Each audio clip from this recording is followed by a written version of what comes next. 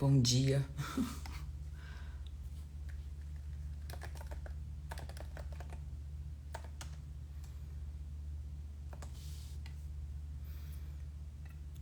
Bom dia.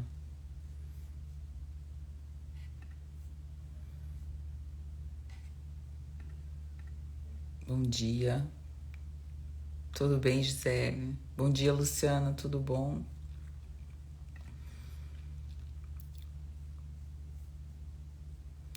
Vamos ver aqui.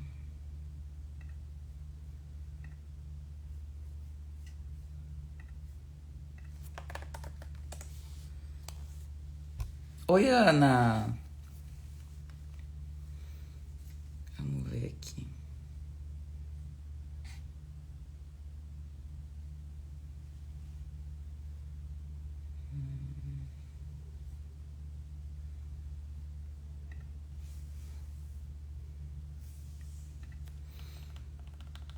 Vocês querem algum assunto, pessoal? Hoje eu não vim muito preparada. Acho que se vocês quiserem fazer perguntas aqui, acho que a gente pode falar sobre as perguntas que vocês fizerem. Deixa eu dar um oi aqui para todo mundo.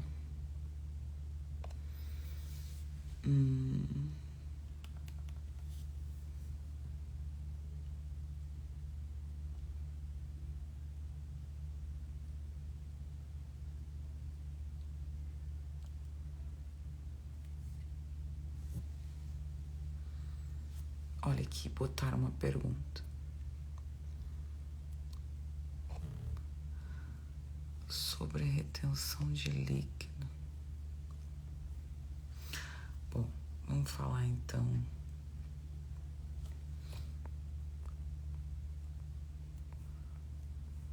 Quer explicar melhor, Rosane? Se tu quiser explicar melhor o que tu quer dizer com isso, acho que é interessante.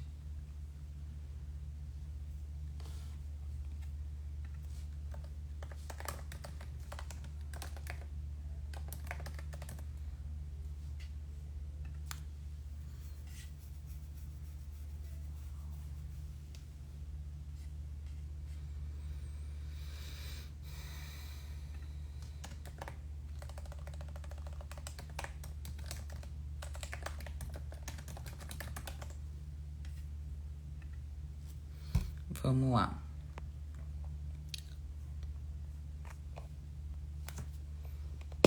Deixa eu escrever aqui. Perguntas.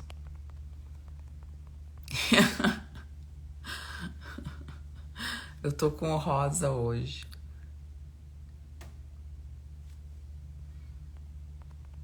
Querida, que amada. Deixa eu botar aqui.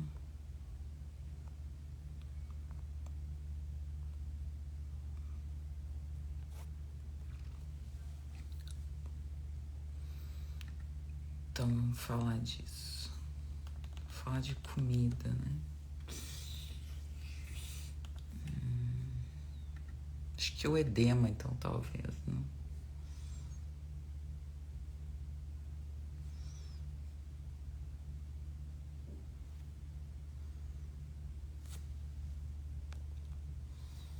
Vamos falar aqui, então.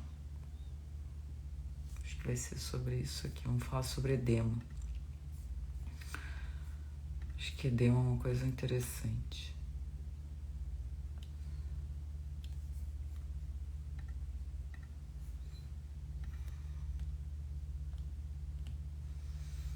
Eu queria ver alimentos. Só vou procurar só uma coisa aqui.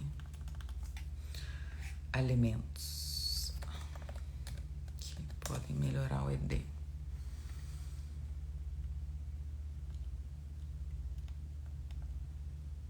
Já achei. Bom, vamos lá.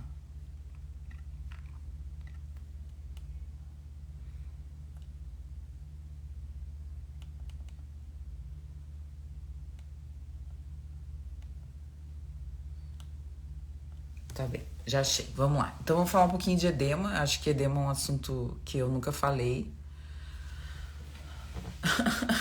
É o que não comer, né, Ana Paula? O que tomar quando estou com queimação, azia? É o que não comer, foi alguma coisa que tu comeu, né? Então tem que identificar o que tu comeu. Quando tu tá com queimação, com azia, o que é importante que a gente entenda, né? Que aquilo ali ficou no estômago mais tempo do que deveria. Fez com que aquele alimento tivesse uma dificuldade digestiva maior e a gente não está conseguindo digerir aquele alimento e, consequentemente, a gente teve o refluxo, né? A dispepsia. Então, ele demorou para sair mais do que ele deveria sair. Eu acho que esse é um pensamento que as pessoas não entendem muito bem. Por que elas têm azia? Elas têm azia porque elas não conseguiram digerir bem aquele alimento. E o alimento ficou mais tempo do que deveria no estômago. O estômago é extremamente ácido e as válvulas patentes, ou seja, a gente tem duas válvulas que impulsionam a nossa digestão na parte gástrica, que é o esfíncter esofágico e é o esfíncter pilórico. Então, no final do estômago a gente tem uma válvula e no início do estômago a gente tem uma outra válvula. Essas válvulas, elas funcionam por pH. Então, assim, quando tá bem ácido, a gente consegue fechar o do esôfago, porque o esôfago ele não é ácido, ele tem um pH neutro. E a gente consegue abrir o do piloro para que essa comida que tá ali no estômago impulsione para baixo. Se esse pH não é adequado, o que vai acontecer? Essas válvulas, elas não vão fechar e nem abrir da forma adequada, elas vão ficar parcialmente abertas. E essa comida que tá ácida no estômago vai ácida pro esôfago, que não é ácido, que é um pH neutro. Ele tá mais próximo da neutralidade. Então ele vai acabar queimando e vai dando a sensação de que algo ácido tá subindo. E realmente algo ácido tá subindo e tá queimando. Então, acho que é importante que a gente entenda que foi um processo digestivo mal feito. Então, assim, quando a gente tá com o processo, não tem muito o que fazer, né? A maioria das pessoas toma um antiácido, né? E pra diminuir a quantidade de ácido que tá ali.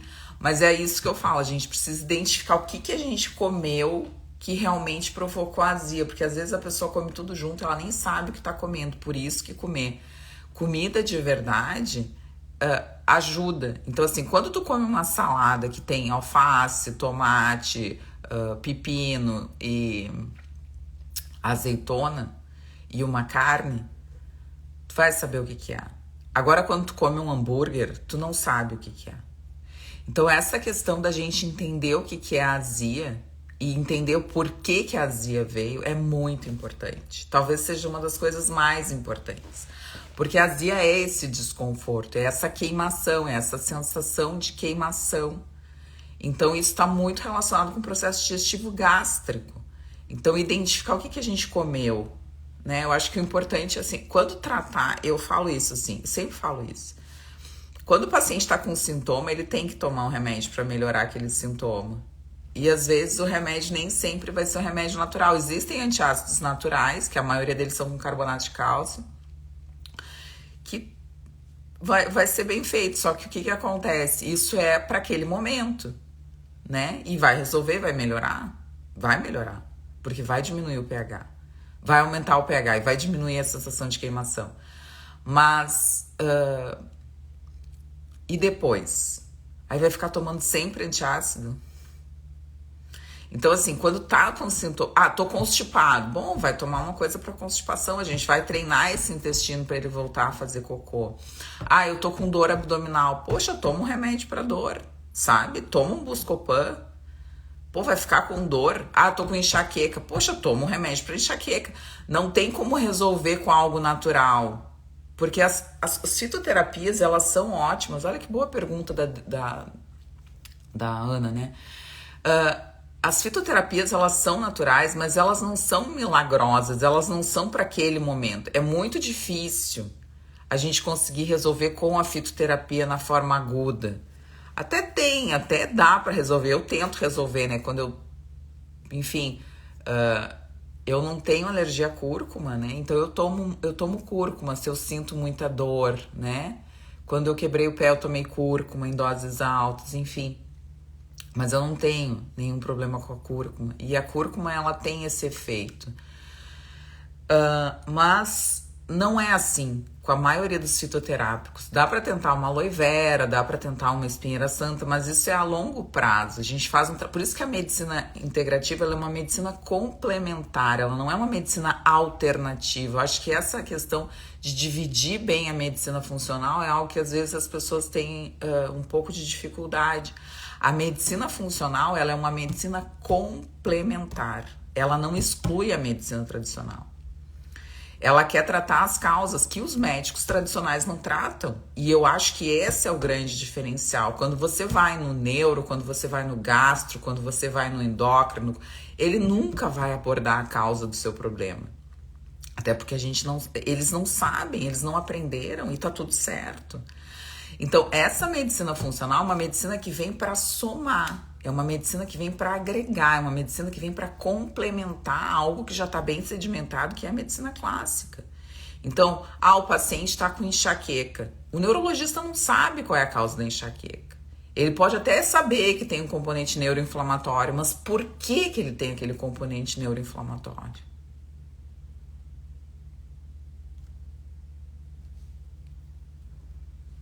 O neurologista não fala de alimentação. Então, claro que o triptano, ou qualquer medicamento que seja abortivo de crise, enfim, identificar que tipo de crise é e tal, tudo bem, é ótimo, que bom. Eu tenho uma enxaqueca do tipo cluster, eu tenho uma enxaqueca em salvas, eu tenho uma enxaqueca excelente, com aura, sem aura, excelente. Mas por que tu tem? Então, essa questão, dá para falar muita coisa sobre isso. Essa questão é uma questão muito interessante, por quê? Porque essa medicina complementa. Ela não exclui. Então, assim, se você tá com azia, go ahead, vai tomar um antiácido. Não tem o que fazer, já foi. O que eu quero entender, o que eu quero salientar e que eu acho tão importante para que os pacientes consigam perceber e entender é que assim, eu abordo a causa na consulta. A Ana é minha paciente, a Ana sabe. A gente vai descobrir a causa e a gente vai tratar a causa. Vocês concordam comigo? Não falei de edema ainda, hein? Que a pergunta da Ana foi bem boa.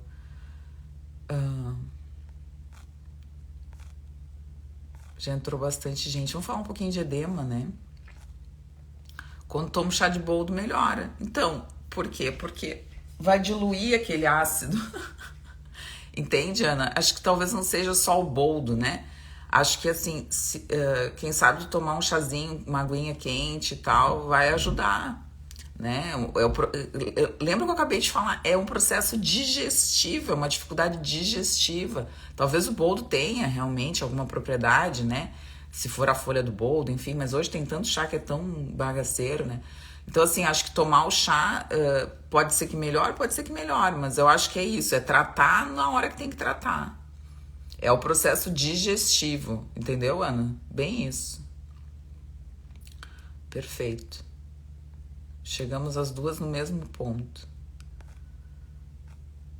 Tudo de milho da azia, não consegue digerir milho. Doutor, tem um familiar com suspeita de esclerose, tem algum conselho a dar? Primeiro faz o diagnóstico. Se ele tá com suspeita de esclerose, ele tem que primeiro fazer o diagnóstico, saber se ele tem esclerose ou não. E que tipo de esclerose é, né? Eu não tenho mais enxaqueca depois de tirar glúten, leite, derivados e tudo de ruim, a vida é outra. Que bom, concordo. Vamos lá. Né, Ana? Eu acho que a gente falou a mesma coisa. Depois que melhorei a alimentação, acabaram as azias. Perfeito, vamos lá.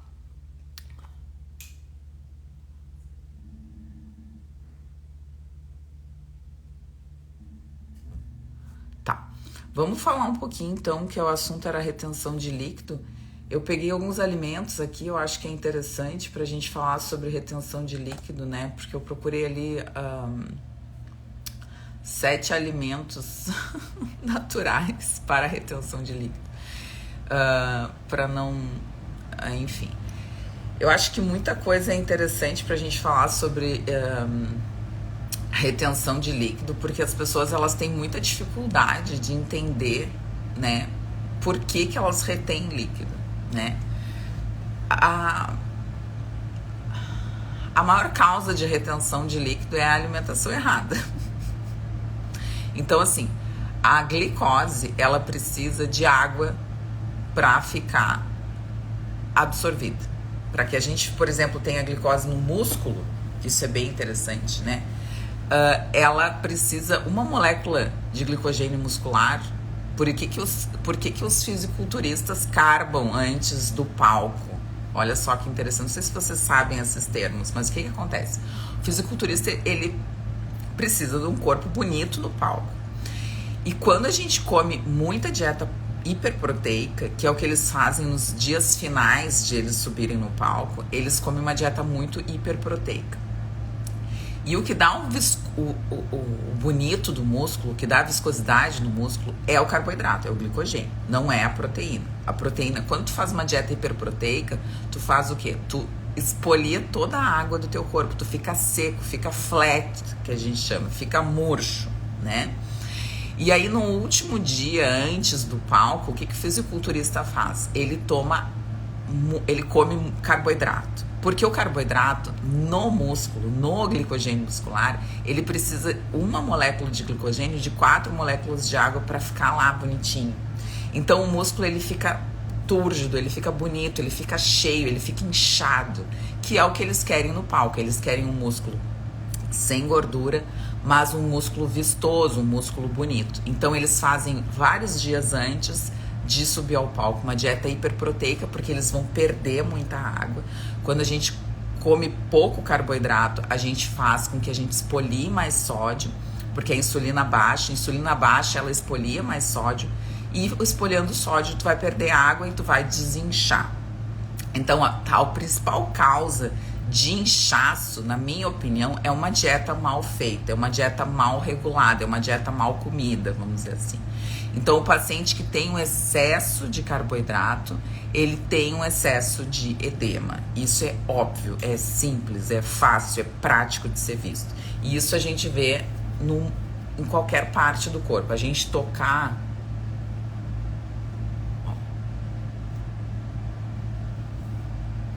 Não dá pra ver. Quando a gente toca e afunda e fica branco... Não dá pra ver. É porque a gente tá inchado. Então esse inchaço, ele pode ser nas pernas, ele pode ser nos braços, ele pode ser no rosto, ele pode ser em qualquer lugar. A pessoa que acorda inchada, tem gente que acorda com o rosto inchado. Isso é um sinal de edema, porque a pessoa esteve deitada e o líquido se distribui uniformemente pelo corpo. Então é importante que a gente entenda. Eu falei disso do fisiculturista porque eu acho que fica mais fácil, Rafaela, das pessoas entenderem por que as pessoas fazem simples coisas. Quando a gente introduz uma dieta low carb, existe um conceito que se chama gripe low carb, que as pessoas falam, a pessoa vai começar a dieta low carb e ela vai ficar com sintomas gripais, ela vai ficar com dor no corpo, às vezes com cefaleia, cansaço, mal-estar. O que é essa gripe low carb? É a perda dos eletrólitos, porque quando a gente começa a desinchar, a gente não perde só sódio, a gente perde sódio, perde potássio, perde outros eletrólitos na urina por essa baixa da insulina. Quanto a insulina mais baixa, mais a gente expolia. Então é importante que a gente reponha. Então, existem outras causas de edema, claro que existem. Então, má circulação, pacientes que têm circulação ruim, né?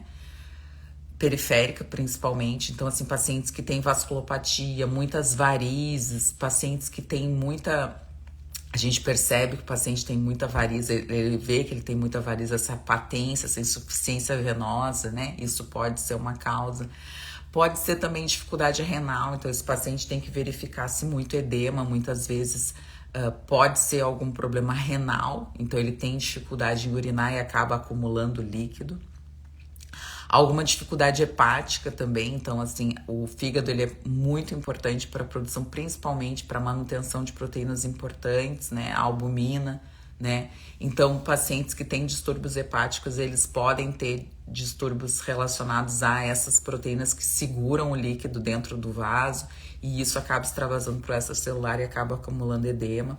Importante do edema também saber se o edema é periférico, é bilateral, então nas duas pernas, do mesmo jeito, muitas vezes, do que uma perna só. Edema em uma perna só, a gente precisa ter mais cuidado, porque isso pode ser um sinal de trombose inicial ou pode ser algum sinal que a gente precisa investigar. Então, assim, no corpo, quando é só de um lado, a gente tem muito mais, a gente abre muito mais o olho do que quando é dos dois lados. Não sei se eu já falei isso aqui, mas o médico, ele tem esse cuidado. Quando o paciente vem com um sintoma, um sinal em um lado só do corpo, a gente tem, pelo menos eu, tá? E eu acho que todos os médicos, a gente tem muito mais, um olhar muito mais crítico quando o paciente tem em um lado só do que nos dois lados. Essa é a primeira coisa. Então, assim, se o paciente vem com edema em uma das pernas só, acho que é importante que a gente realmente tenha um pouco mais de cuidado do que se o paciente tem nas duas. Não que seja menos importante, eu não tô dizendo isso, mas é mais agudo. Quando o paciente vem com edema em uma perna só, quando o paciente vem com um sintoma em um lado só do corpo, ele é mais agudo do que quando tá nos dois. Isso é uma coisa bem interessante, tá? Oi, Kátia, tudo bom? Quanto tempo, que querida. Bom, então acho que isso é interessante. Uma outra coisa que eu acho que a gente pode falar também é que a questão do edema, ela pode ser, às vezes, uma sensação de peso, né? Que muitas vezes o paciente também não se liga que é edema. Por isso que é tão importante se tocar, por isso que eu fiz esse toque, né? Se tocar, saber, porque muitas pessoas não conseguem fazer isso, ó.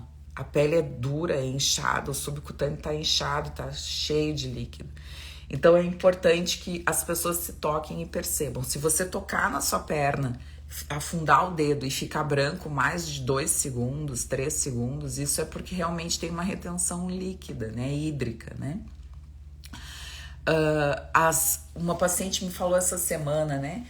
Eu não tô gorda nem inchada, mas a minha calça sempre fica marcada na cintura, né? Óbvio que você pode estar usando uma roupa muito mais apertada do que você pode, mas uma calça que não está muito apertada e que fica sempre marcado na cintura, esse é sinal de edema, as pessoas não se ligam disso. Mas aquela roupa que fica apertada na barriga, que fica a marca, ou quando você tira uma calça, que fica aquela marca da calça, né? Isso é sinal de edema. Outra coisa interessante que a gente precisa falar é que assim, o edema ele não vem com vermelhidão, ele não vem com dor, né? Então assim, quando você tem edema com inchaço, mas o inchaço vem com vermelhidão, com dor, com calor, isso também é um sinal de alerta, você precisa consultar um médico. O inchaço não é normal ele ter calor, dor, né? E vermelhidão, isso não é normal, você precisa procurar um médico. Então esses sinais são sinais de alerta, um membro diferente do outro em relação ao edema, e também se tiver dor com vermelhidão, né? O vermelho não é normal, pessoal, não pode ter nenhuma área do corpo vermelha. Isso indica que tem alguma coisa errada além do inchaço, então acho que é importante que vocês realmente procurem um médico nessas condições. Uma outra coisa que eu acho que é interessante que a gente fale e que muitas vezes as pessoas não têm essa ideia é que alguns medicamentos, eles podem fazer com que essas pessoas tenham mais inchaço e mais edema. Então, por exemplo, pacientes que usam muito anti-inflamatório, pacientes que usam muita insulina. Lembra que eu falei insulina alta, mais edema, insulina baixa, menos edema. Então, pacientes que usam insulina, pacientes que usam anti-inflamatório, pacientes que usam, às vezes, remédios para pressão, podem também ocasionar mais edema para pressão alta. E hormônios, pacientes que usam muitos hormônios. Então, assim, tem, por exemplo, a testosterona é um hormônio que retém muito líquido. Ela retém naturalmente. Então, pacientes que usam muita testosterona mais do que deveriam, eles podem ter retenção hídrica. Então, muitas vezes a desregulação hormonal, acho que isso é bem importante que se diga, causa edema. E essa desregulação hormonal tem que ser tratada. Então, uma das causas de edema que eu não vejo pessoas dizendo é a questão de hormônios, não só a insulina, né, que a gente estava falando, mas os hormônios sexuais. Então, o paciente às vezes pode ter retenção por desregulação de hormônio. Que mais? Falamos sobre a parte das tromboses, doenças renais. Acho que eu falei bastante. O linfedema, né? Pois então. Hoje se fala muito desse lipedema, né? Linfedema, lipedema. Não sei o que o pessoal anda falando aí, né? Mas assim, é o que eu falo. Vou falar uma coisa que é o que eu acredito, tá? A gente não vê fisiculturista com linfedema, nem com lipedema. Então, o lipedema, ele tá relacionado com... As pessoas dizem que é uma doença, com a obesidade. A obesidade ela vai ao encontro de uma insuficiência venosa, porque quanto mais gordura a gente tem, mais difícil é desse sangue circular. E a gordura, ela é um tecido muito vascularizado. Então, assim, quem tem lipedema, quem tem linfedema... Uma coisa é linfedema daquela mulher que fez... Assim, a mulher fez mastectomia, enfim, tirou todo o linfático, esvaziou toda a mama. Vocês me desculpem, mas essa paciente vai ter linfedema no braço e tá tudo certo, tá? Porque tu destruiu a rede linfática que faz com que esse retorno aconteça de forma natural. Então, assim, existe o linfedema, que é aquele inchaço da mulher que retirou, que fez uma mastectomia, que fez um setor, enfim, acabou esvaziando a axila, né? Isso é normal de fazer. Mas aquela paciente que tem nas pernas, simétrico, que nem eu tava falando, né? Isso é gordura, pessoal. Isso é excesso de gordura e é dificuldade em perder peso. Então, assim, a gente não vê fisiculturista com linfedema. Não vê. Porque eles têm um percentual de gordura muito, muito baixo. Então, assim, eu acho que as pessoas, elas querem justificativas para coisas que não existem. Gente, é uma doença que causa muita dor e dificuldade para emagrecer. A pessoa não consegue emagrecer e ela tá com as pernas como ela sempre teve. Mas ela é fina em cima e embaixo. Amor, tem que trabalhar as pernas, tem que melhorar a vascularização, tem que melhorar a condição muscular, tem que melhorar tudo. Tem que melhorar. Entende? Tem que melhorar. Então, se você tem um baixo percentual de gordura, isso não vai acontecer. Só acontece porque a pessoa tem um alto percentual de gordura e não tem músculo. Então, é um processo, é um tratamento. Mas não dizer que aquilo ali, porque é uma doença que não tem cura, uma doença muito difícil de tratar. Essa é a minha opinião, tá? Até porque na medicina, a gente não falava disso há muito pouco tempo atrás. Porque isso é gordura, é excesso de gordura em uma área do corpo. E excesso de gordura em uma área do corpo, vocês sabem como é que melhora a barriga? Vocês sabem como é que os hormônios que são lipolíticos chegam numa área onde a gente tem mais ou menos gordura? Todo mundo tem uma área que tem mais gordura ou menos gordura. Isso é um componente também genético. Tem gente que tem o braço mais gordinho, tem gente que tem a barriga mais gordinha, tem gente que tem as ancas, os culotes mais gordinhos. E por que as fisiculturistas não têm isso? Por que as fisiculturistas são simétricas? Vocês já pararam pra pensar? Não tem fisiculturista italiana com braço gordo. Não tem fisiculturista brasileira com a zanca gorda. Não tem. Porque isso é treino. Se você tem uma área de acúmulo de gordura, você precisa treinar mais aquela área. Porque você vai mobilizar mais aquela área e vai fazer com que aquela área tenha mais substâncias lipolíticas, que são as substâncias que quebram a gordura.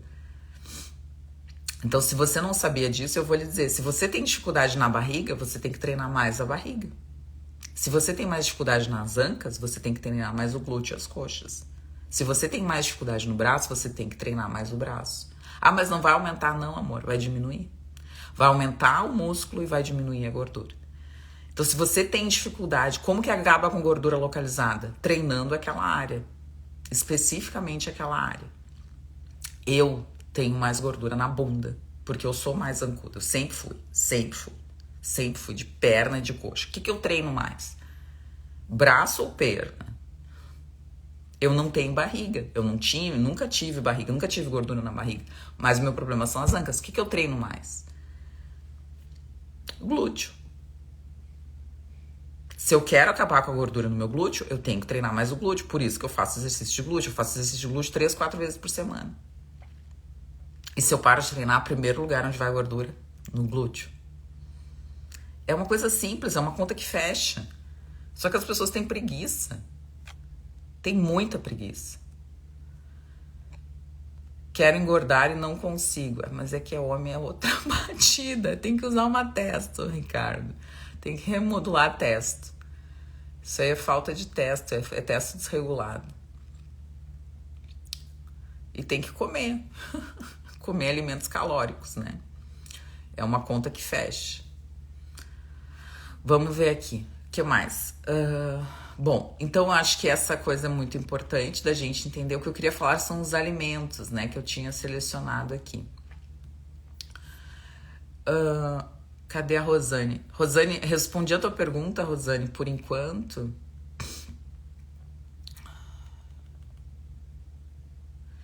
Então, assim, uma outra coisa que eu acho interessante, eu vou falar dos alimentos, tem bastante coisa aqui. Mas, assim, tomar água, né? Quem tem edema nas pernas, quem tem retenção de líquido, precisa tomar água. Essas pessoas tomam muito pouca água. Então, culotes, bora trabalhar glúteo também. Perfeito, Rafaela, é isso aí. Então, assim, tem que tomar água, pessoal, tá? Muita água. Então, o paciente que quer perder, que quer diminuir o edema, ele precisa fazer com que isso saia. E isso só sai através da diurese. A água não sai só se o paciente tiver, enfim, um extravasamento da pele. Mas isso são casos muito dramáticos. Mas assim, a água vai sair pela urina, pelo suor. Ela vai sair por outros mecanismos, né? Então, assim, é importante que esse paciente que tem edema periférico tome bastante água, né? Além disso, existem alimentos, que era o que eu ia falar antes, né? Que realmente podem melhorar, podem auxiliar, como não só diuréticos, mas que podem aumentar potássio e manter esse equilíbrio hidroeletrolítico interessante, né? Então, assim, alimentos diuréticos, vou falar aqui, tá? Ele coloca salsa é... Todo mundo fala que salsa é diurético, né? Abacaxi, né? Que é um alimento que todo mundo sabe que é bastante diurético. Alimentos que tenham bastante água, então, por exemplo, melancia, pepino, né? Agora eu fiquei lembrando de algumas coisas que tem bastante água que a gente orienta que os pacientes renais não comam, né? Porque como ele tem bastante água, é interessante que a gente não utilize, né? Que mais? Tem alimentos que... legal. Só um pouquinho. Pimentão. Não sabia desse. Pô, bem legal. Muito bom.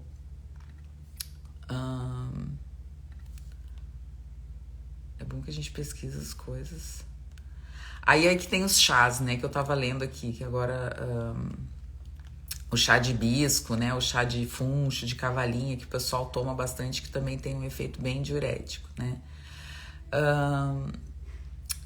Que é interessante a gente entender, a gente saber que existem esses alimentos que podem ser diuréticos, existem alimentos que podem melhorar a circulação. Então, a gente tem até fitoterapia que a gente melhora a circulação, então quando o paciente tem dificuldade circulatória, né. Então, a gente pode utilizar, né? O alho é um alimento que melhora a circulação, o gengibre é um alimento que melhora a circulação, então incluir isso na dieta, né? Que mais que eu ia falar? Alimentos com magnésio, é interessante, com magnésio com potássio, então banana, vegetais verdes, folhas verdes, isso também auxilia, tem bastante potássio. Então diminuir o carboidrato da dieta, diminuir o sal, né? Se você come muito sal, né, da dieta, então não comer tanto sal, mas de preferência não é o sal, são as comidas que têm sal. Então os alimentos processados têm grande quantidade de sal, então eu acho que é importante, né? A beetroot para melhorar a circulação, né? Então a gente usa, perfeito que a Kátia falou, né?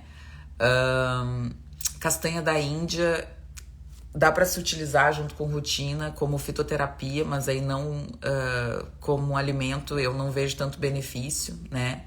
Mas como suplemento sim, eu tava tentando lembrar os alimentos, né? Então alimentos eu acho que é interessante, o pessoal tá falando aí muito bom.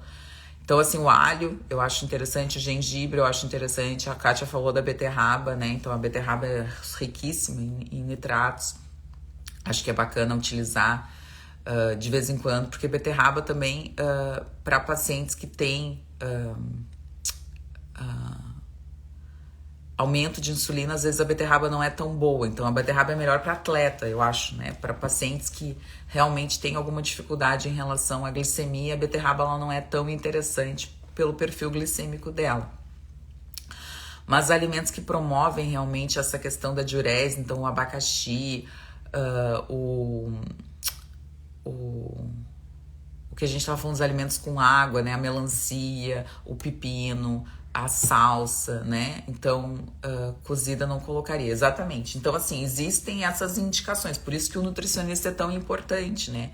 Ele vai atender, na verdade, as necessidades desse paciente. Então, o paciente que tem mais problemas em relação a edema e em relação à glicemia, ele vai ser atendido com mais facilidade por talvez alimentos com menor índice glicêmico, menos calóricos, com menor índice glicêmico. Pacientes que não têm essa dificuldade, que têm retenção por questões hormonais, enfim, que não têm dificuldades de insulina, os vegetais são, né? Mas o que acontece nos vegetais? O que é isso que é interessante, né? Muitas vezes a pessoa quer fazer um suco verde, né? E aí ela coloca naquele suco verde, porque se a gente fizer, eu vou falar uma coisa que eu acredito, tá? Que eu entendo pelas minhas experiências. Se a gente for fazer um suco verde com couve, pepino, que o pessoal gosta de colocar clorela, essas coisas aí, ele não é palatável.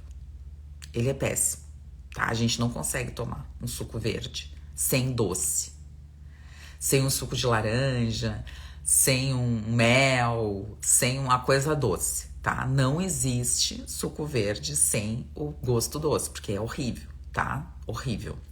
Então, o que é interessante? Se a pessoa vai fazer o suco, ela vai colocar sempre uma laranja, ela vai colocar sempre um doce. Então, eu acho que perde total a função do suco verde.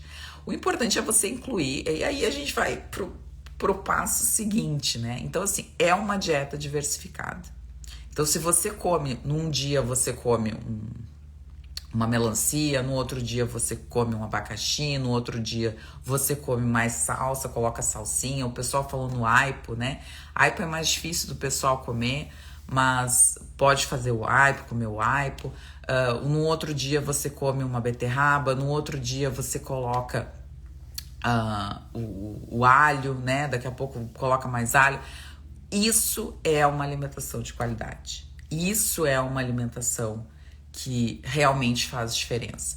É essa diversidade, e essa diversidade não é só na relação dos alimentos, né? É na relação da sua microbiota. A sua microbiota agradece quando você come esses alimentos nessas mais diferentes formas. E um dia você come uma alface, outro dia você come uma couve, outro dia você come um espinafre, outro dia você come um aspargo, outro dia... E você vai comendo e vai diversificando e colocando esses alimentos que têm esse poder tão interessante de aumentar as suas condições de potássio, de magnésio, que são que as folhas verdes estão trazendo, de aumentar, de melhorar a sua circulação, de diminuir então essa sua sobrecarga hídrica, porque você não vai estar comendo tanto carboidrato, nem tanto sal, nem tanto alimento processado. E além disso, provocando esses efeitos diuréticos, que você vai estar tomando água e comendo alimentos de altíssimo teor nutricional. Então eu acho que se a gente for juntar tudo isso, isso é muito interessante porque realmente melhora, né? E você vai diminuir sua inflamação. A inflamação também tem um componente inflamatório, circulatório importante. Então isso também, eu acho que tudo isso contribui. Mas o que eu vejo é isso, assim, as pessoas querem fazer coisas que muitas vezes elas não percebem que elas estão fazendo. E muitas vezes isso acaba mais prejudicando do que... mais prejudicando do que ajudando. Suplementos, então, o pessoal tinha falado, mas acho que todas as vitaminas são bem interessantes, incluindo o magnésio, eu gosto muito de magnésio. E aí o pessoal falou da castanha da Índia com a rutina, eu gosto bastante de prescrever quando os pacientes têm, então, dificuldade circulatória. Uma outra coisa que eu gosto, que eu já falei, então, é o gengibre, eu acho o gengibre super bom. E os chás, né? Que eu acho que os chás são bem interessantes. Então, chá de cavalinha, chá de hibisco, enfim. Mas não é isso que vai fazer o seu edema. A causa do seu edema não é a falta do chá de hibisco. Isso eu tenho absoluta certeza. A causa do seu edema não é a falta do chá de cavalinha. A causa do seu edema não é a falta do chá de salsa ou do chá de qualquer coisa. A causa do seu edema é um somatório de coisas. Uma circulação ruim, junto com uma dieta mal regulada, junto com uma questão de falta de exercício físico. A prática de exercício físico estimula muito, principalmente os membros inferiores. Então isso é interessante que os pacientes entendam que se você não tem um bom retorno venoso, se esse retorno venoso não está patente, e a coisa que mais ajuda o retorno venoso, vocês sabem o que é? Vou mostrar. A planta do pé. Então, a planta do pé ela é responsável por essa bomba. Então, você precisa pisar, você precisa se exercitar, você precisa se mexer. Quanto mais você se mexe, mais estimula o seu retorno venoso e mais estimula essa bomba, porque a gente precisa, imaginam só, uma pessoa de 1,90 m, imagina que bomba que precisa para esse sangue voltar lá para esse coração. Então tudo é um sistema perfeito. Deus, quando nos criou da forma mais perfeita possível. Tanto que nas pernas a gente tem, para uma artéria, a gente tem 2 veias do joelho para baixo. E essas veias são todas cheias com válvulas que se fecham e se abrem à medida que o sangue é bombeado, para que esse sangue não retorne e para que a gente consiga colocar esse sangue para cima. Então Deus, quando nos fez tudo muito perfeito. A gente precisa dessa patência dessas válvulas, isso é a insuficiência venosa, né? A gente precisa da patência dessas válvulas, a gente precisa da patência dessa bomba, precisa se mexer, precisa tomar água, precisa renovar. Então, é um sistema muito complexo. Se a pessoa sempre acha que é uma coisa que está influenciando nessa questão do retorno venoso, a pessoa está completamente errada. O que influencia na questão do retorno venoso, o que influencia no edema, o que influencia no inchaço, são múltiplos fatores. Mas o principal deles é controlar o que se está colocando para dentro do corpo. Em relação à água, em relação aos alimentos, em relação ao sal. E observar, então, como eu falei, como é que tá as suas pernas, seu sistema linfático, se você já tem alguma destruição desse sistema linfático, se você tem os rins bons, o coração bom, o fígado bom, o pulmão bom, tudo isso é importante para que seja avaliado pelo médico. Mas a coisa mais importante é tome água, se movimente e coma da melhor forma possível.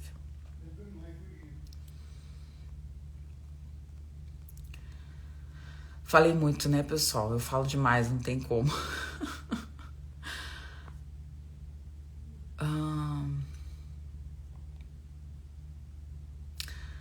Bom, essa pergunta da Rafaela é assunto para uma outra live, né? Que ela colocou assim: como podemos de forma natural desobstruir as trompas? Então, assim, isso não é só questão da comida, querida. Tu tem que procurar um médico para te mostrar. Vou colocar essa pergunta aqui.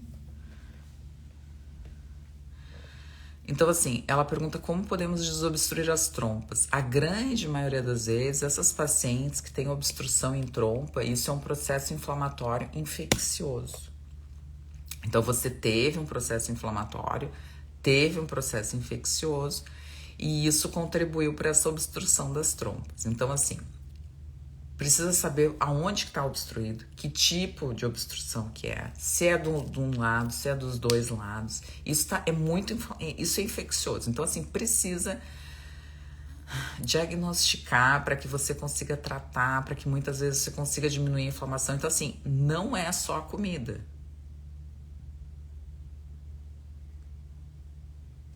Não é só a comida. A comida vai fazer com que você, primeiro, diminua alimentos inflamatórios, que podem estar aumentando ou contribuindo para esse processo.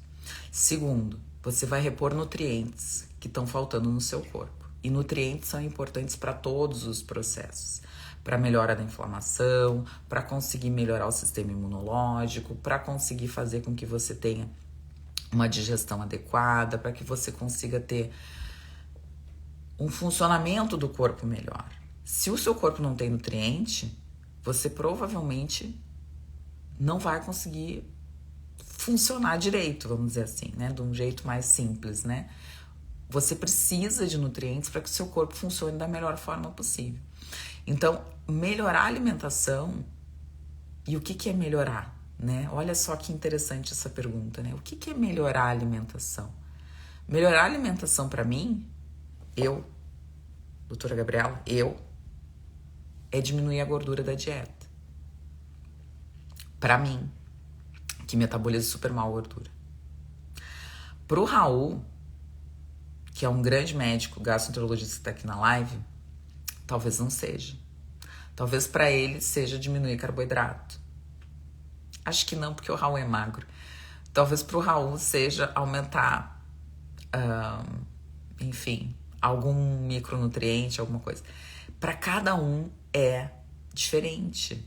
Então, assim, já mudei toda a alimentação para natural. Ok, isso é um ótimo passo. Talvez seja o primeiro passo. Mas a alimentação natural para quem? Talvez você não possa comer algum tipo de alimento. Talvez os grãos lhe prejudiquem. Talvez as solanáceas lhe prejudiquem. Talvez a quantidade de gordura da dieta lhe prejudique. Ou talvez você tenha sensibilidade alimentar a algum alimento dessa dieta natural. Daqui a pouco você não pode tolerar ovo. Então, assim, existem muitas nuances do que é uma dieta natural. Por isso que eu falo, não existe dieta para todo mundo. Se a partir do momento que você come natural e você precisa comer natural e fazer uma dieta, é porque alguma coisa está errada. Então você precisa verificar o que está errado. O normal não é fazer dieta, o normal é não fazer dieta, o normal é saber comer. Então, quando a pessoa me diz que tá fazendo dieta, é porque eu sei que tá um horror, que a vida dela tava um horror ou que tá um horror. Então, é importante que a gente fale isso. Muitos pacientes têm muitas dificuldades alimentares e não identificam. E aí eles falam, eu tô comendo comida natural. Eu recebo todos... eu vou falar uma coisa muito séria. Toda semana eu recebo alguém ou várias pessoas que mandam ali num direct dizendo assim, doutor, estou comendo mais carne e estou pior. Porque não é a questão da carne. Não é a questão dos vegetais. Não é a questão da gordura. Não é a questão da proteína. Não é a questão do carboidrato. É a questão da sua individualidade. A pessoa está comendo mais carne, mas se ela não digere carne, imagina como é que não tá esse intestino sofrido. Se essa pessoa não digere gordura. Se a pessoa tem uma insuficiência pancreática e não sabe. Se essa pessoa tem uma desbiose por excesso de carboidrato fermentativa. Como é que fica essa dieta natural?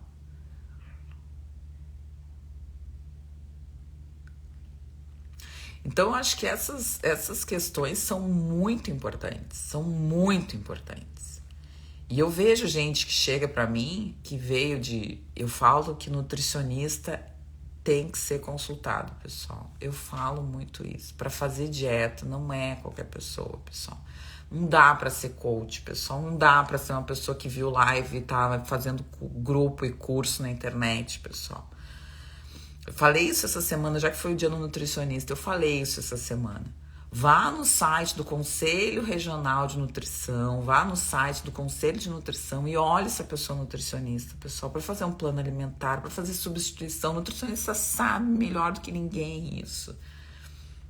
Quais são as substituições? Eu vivo olhando na internet. Quando eu quero falar agora, por exemplo, fui falar o que eram, quais eram os alimentos que realmente poderiam melhorar a questão da diurese. Eu não tenho isso na cabeça. Eu sei alguns, mas eu não sei todos. E eu não vou guardar isso, eu não vou ocupar meu hardware com isso. Por isso que eu fui procurar. Quando veio a pergunta, eu fui procurar. Olha, quais são os alimentos que podem ajudar na edema? Eu vou procurar, porque eu vou procurar para falar para o paciente. Eu não guardo isso no meu hardware. Eu guardo no meu hardware como é que funciona a fosforilação oxidativa, como é que funciona a cadeia respiratória. Eu guardo no meu hardware o ciclo de Krebs, porque eu quero entender como é que esse paciente está nessa metabolômica.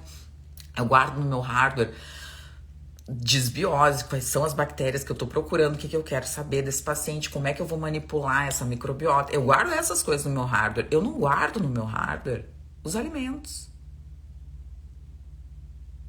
Você precisa de um nutricionista para isso. Para ele lhe dizer, você tem sensibilidade à salsa? Vamos utilizar um AIPO. Eu não sou muito fã do AIPO, porque eu acho que o AIPO é um pouquíssimo versátil. Mas, vamos usar. A salsa é super versátil. Tu consegue colocar salsa em qualquer lugar. O AIPO tu não consegue. Eu gosto de alimentos versáteis. Eu gosto de alimentos que a gente consegue usar eles de uma forma mais versátil. Um abacaxi. A Fabiana acabou de colocar. Comi uma sobremesa, um abacaxi com canela. Abacaxi é super versátil. Abacaxi vai desde uma pizza. Quem não gosta de pizza com abacaxi, sinto muito, mas é maravilhoso. Uma pizza com abacaxi com lombo, eu acho sensacional. Depois um churrasco, vai um abacaxi que você pode fazer lá no churrasco com canela. Você pode comer uma sobremesa, uma rodela de abacaxi. O abacaxi você pode fazer, comer com a comida, numa salada. O abacaxi é mega versátil. Agora o AIPO pra mim não é versátil, mas isso é a minha opinião. E o nutricionista, ele sabe fazer isso. Ele passou 5 anos aprendendo sobre comida, ele passou 5 anos fazendo plano de alimentação, ele passou 5 anos pensando o que ele ia fazer, ele passou 5 anos estudando se ele ia dar o abacaxi, ou se ele vai dar a beterraba, ou se ele vai dar o mirtilo, ou se ele vai dar um gengibre. Ele sabe o poder dos alimentos. Então, se você faz essas dietas, ou se você vai com esses coaches porque são mais baratos, uma paciente falou, porque pelo menos esse planinho aí eu paguei R$100 e poucos e eu tô fazendo um desafio.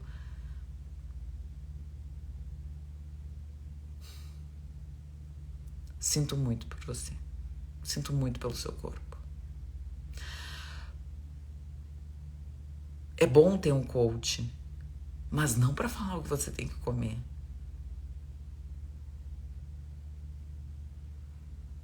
O coach vai ser bom para ele lhe estimular, para dizer, vai na academia, vamos lá, vamos fazer exercício, vamos caminhar, vamos se movimentar, vamos pegar sol, vamos botar o pé na grama. Talvez o coach sirva para isso, não para dizer o que você tem que comer. Tem gente que estudou para isso, pessoal, e um monte.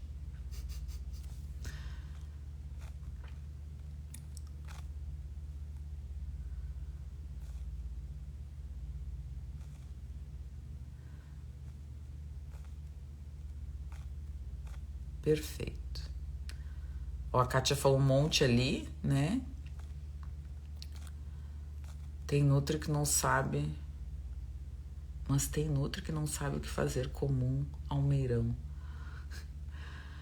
Eu acho que é isso. Eu acho que a nutricionista ela serve para isso, para ajudar o paciente, sabe? Mas ela sabe o que ela tá fazendo, né? Prefiro me desafiar sozinha. Eu também acho que é melhor, né? O problema não é a carne, mas o que ela comeu errado anos a fio. Pois é, mas é que assim, se o paciente tem dificuldade em digerir essa carne, vai ser um horror. Então, o que ela... Aí eu já não sei se é causa ou se é consequência. Mas assim, pode ser que seja a causa, pode ser que seja a consequência, mas precisa ajustar essa digestão desse paciente. Não dá para mandar ele comer carne sem saber como é que ele digere carne. Eu dei uma aula de desbiose semana passada. Eu falo muito sobre isso. O que é a desbiose? A desbiose é o excesso de alimentos que não deveriam estar no seu intestino e que estão. Porque você não sabe como é que ela tá a sua digestão. Então você vai fazer um desafio de carne e você não digere carne. Não dá. Não dá. Você vai ter que adequar o que primeiro, então por isso que é importante. Primeiro, você consulta, entende o que está acontecendo, depois você vai no Nutri, pro Nutri adequar tudo isso e você vai ficar ótima. O Nutri vai dizer, vai lhe adequar, baseado no que o médico fez o diagnóstico. É isso. O Nutri vai adequar a sua dieta, vai adequar o que você pode comer, vai lhe dar os caminhos. Então é isso.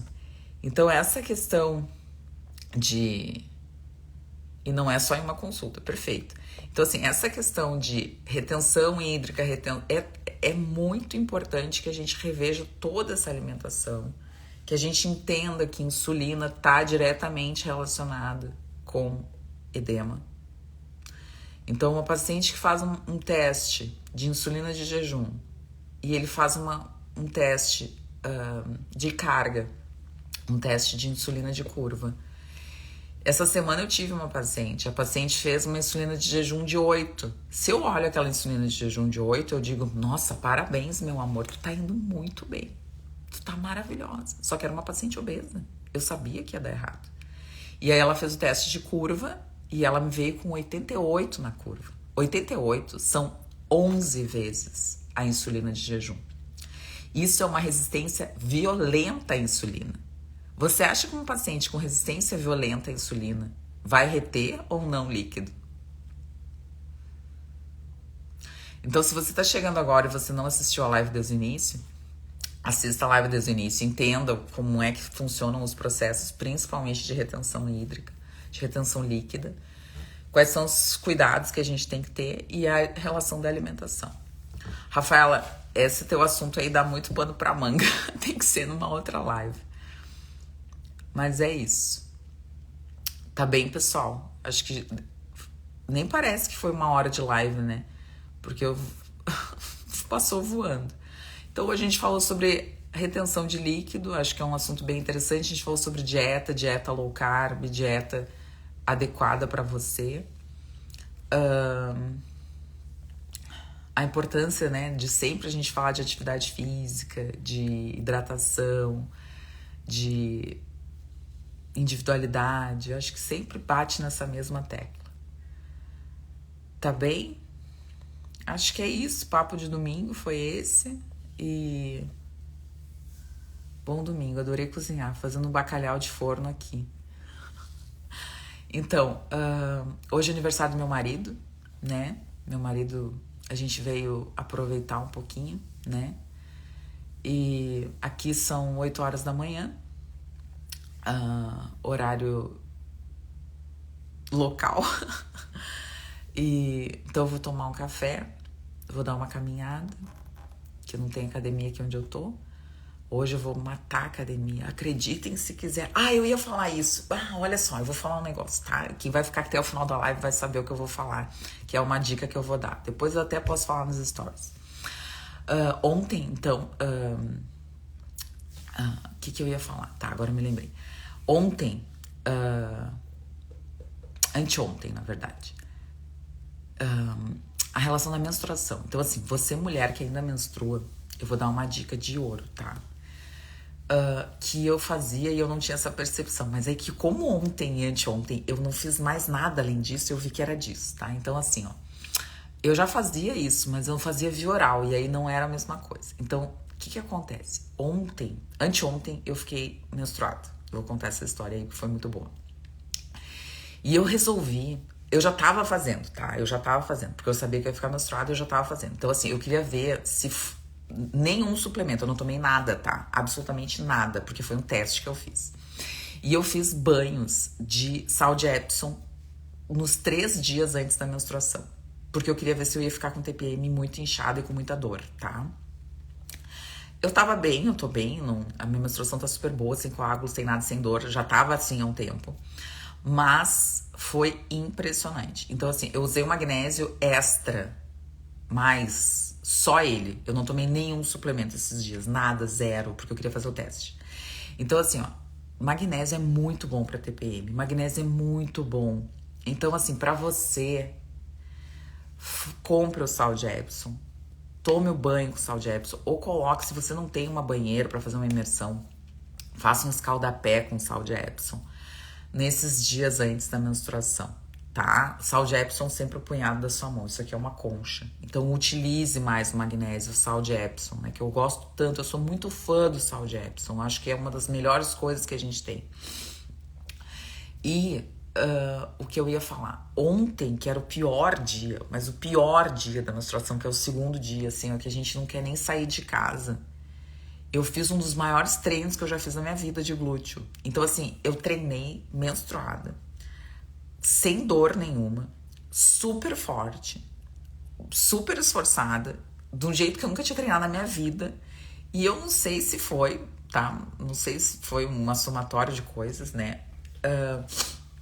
O sal de Epsom é um sal de magnésio, né? Eu comprei, o último sal de Epsom que eu comprei com camomila. Talvez, não sei se foi a camomila, mas eu comprei um sal de Epsom. Depois eu vou postar, Fabiana, que eu não tô em casa, mas eu vou postar depois o sal de Epsom que eu comprei. Custa $1, tá? Então, assim, se você procure o sal de Epsom, né? Então é muito legal, muito bacana. Foi um teste terapêutico que eu fiz, porque eu já sabia que magnésio para TPM é muito bom, né? Mas eu não tinha feito no tópico, né? Na pele. Eu tomava magnésio, eu tomo magnésio. Eu tomo esse magnésio aqui, eu vou mostrar, porque ontem da noite eu tomei.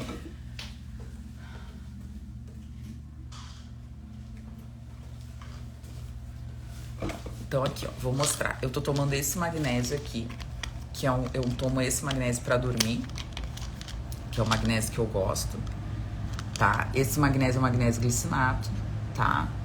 E eu tomo por 2 motivos. Primeiro, porque ele é ótimo, relaxante, e pra viagem ele é bom, porque se você não consegue ir no banheiro quando você tá viajando, isso aqui resolve o seu problema. Então, esse magnésio é muito, muito bom, o glicinato. Esse aqui é um blend, na verdade, de magnésio glicina. Ele é só magnésio glicina com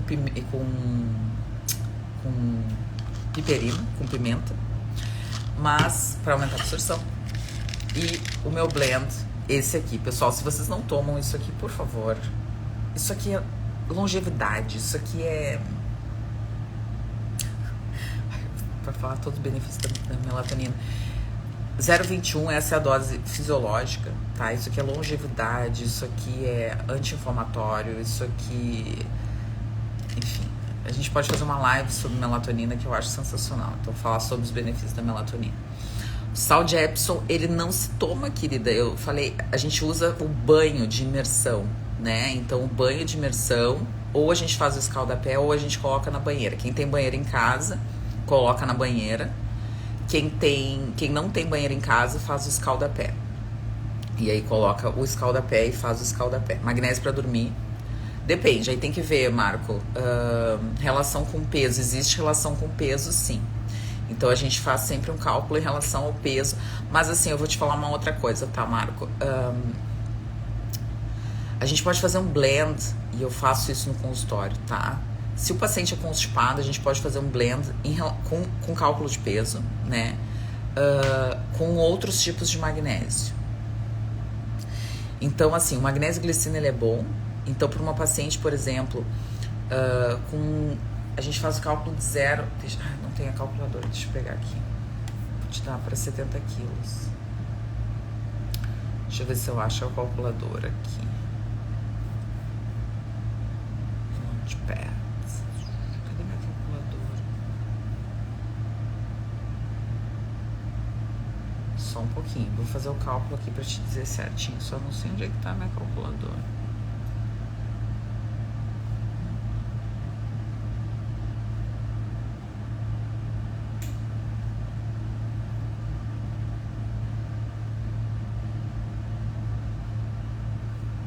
Não sei onde é que tá a calculadora. Deixa eu botar aqui. Aqui, chega. Então, aqui, ó.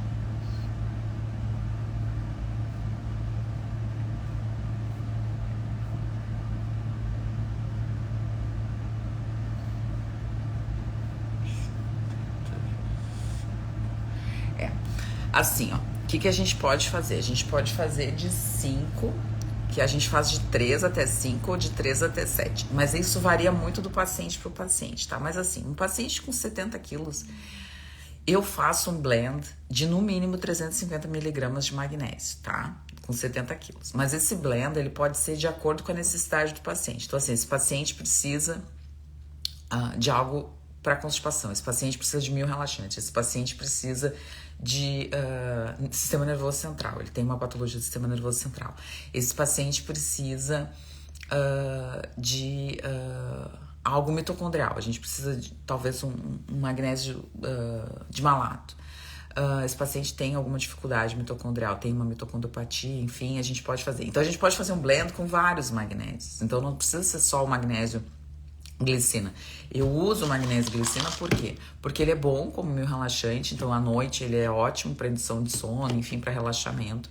E também por quê? Porque eu tô viajando, então às vezes existem essas dificuldades em relação à viagem, então eu acho que o magnésio glicina ele ajuda nessa questão da constipação. Aqui nessa dose do blend, ele tem 350 miligramas. Olha que bonitinho, nem sabia, tá? Então, assim, ele tem 350 miligramas em 4 cápsulas. Então, eu tomo 3 cápsulas, 4 cápsulas, que é o que eu tomo de noite. E ele é o que me ajuda.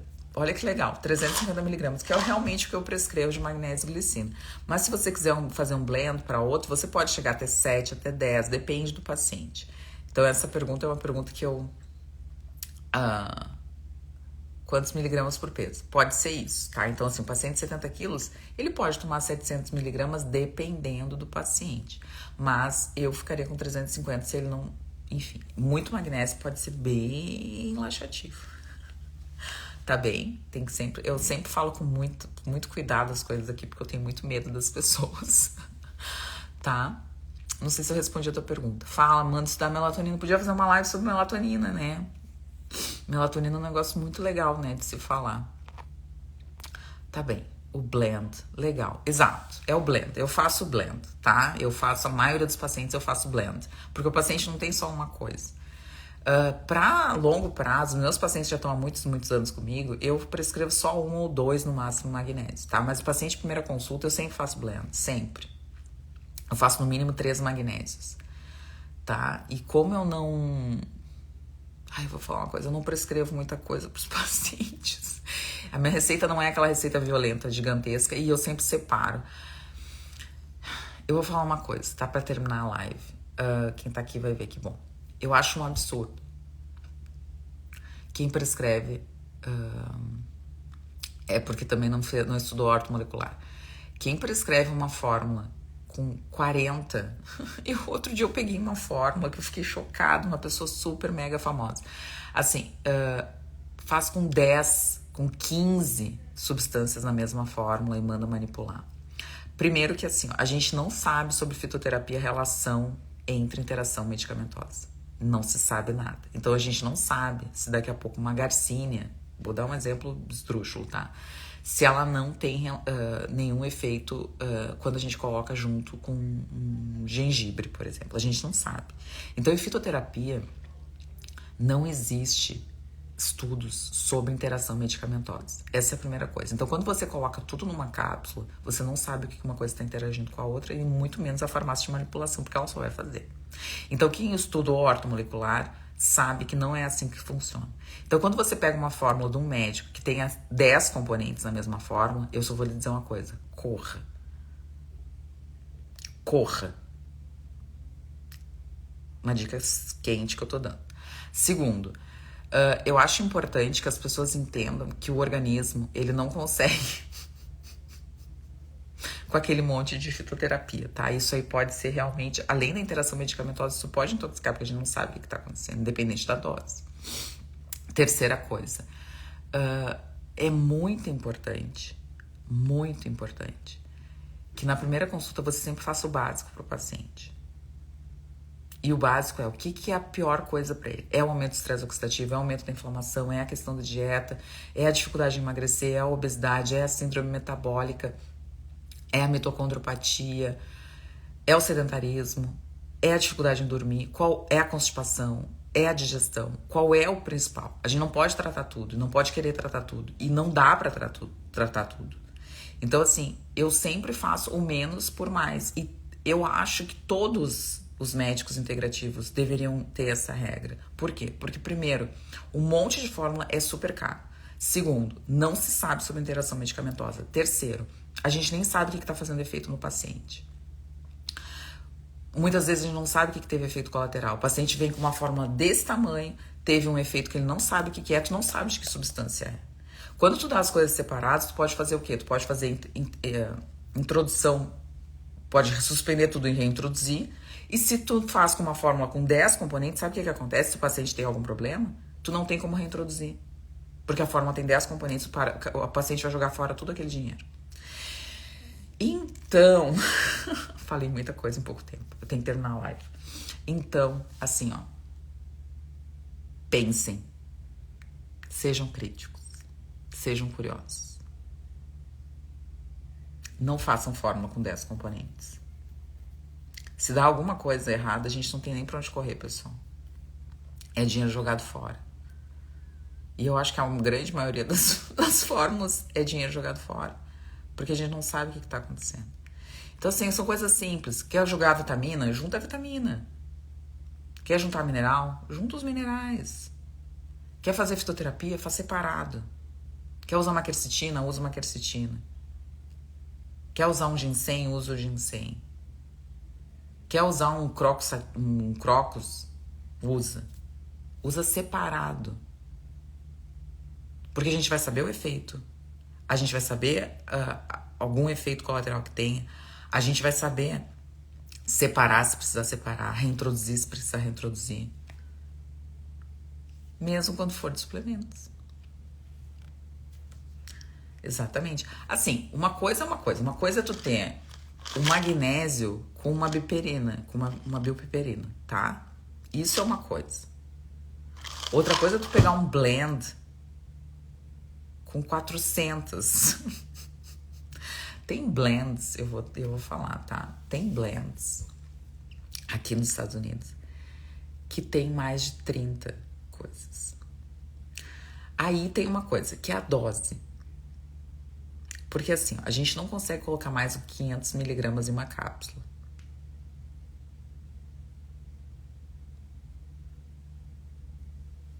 Não deveria colocar nem mais que 300, tá? Mas não consegue. Então a formulação terapêutica, ela vai até 500 em uma cápsula. Então assim, se você vai uma formulação terapêutica até 500 em uma cápsula, você imagina as doses se você tem 30 substâncias para dar 2 ou 3 cápsulas. É 1 miligrama de uma, é 100 microgramas da outra, é 2 miligramas da outra, 10 miligramas da outra. Aí você pensa, a vitamina C, 10 miligramas. O que é 10 miligramas de vitamina C? Nada. Nada. A RDI de vitamina C não é 10 miligramas. E hoje a gente sabe que a RDI de vitamina C deveria ser revista. Então, vitamina C, 10 miligramas é 0. É a mesma coisa que nada. E então você está jogando dinheiro fora.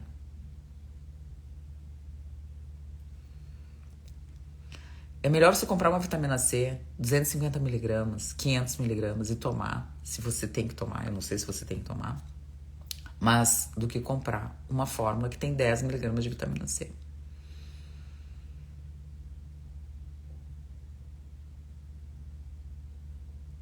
Quercetina. Quercetina é um exemplo clássico. A gente sabe hoje que quercetina, menos de 300, menos de 450 miligramas.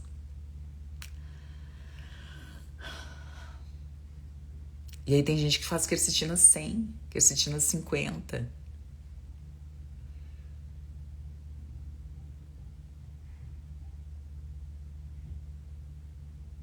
Tá bem? Queria fazer vocês pensarem. Todas as lives eu faço as pessoas pensarem. Se vocês olharem todos os finais das minhas lives, eu faço as pessoas pensarem. Então pensem. Um beijo no coração. O que usar primeiro para intestino? Comida. Um beijo grande, fiquem com Deus, um bom domingo. E até quinta. Quinta a gente tem Quintas com Saúde, eu e a Maraline. Espero vocês.